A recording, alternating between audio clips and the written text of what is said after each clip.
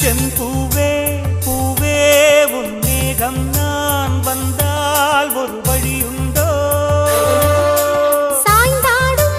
சங்கில் துளி பட்டாலும் முத்தாகிடும் முத்துண்டே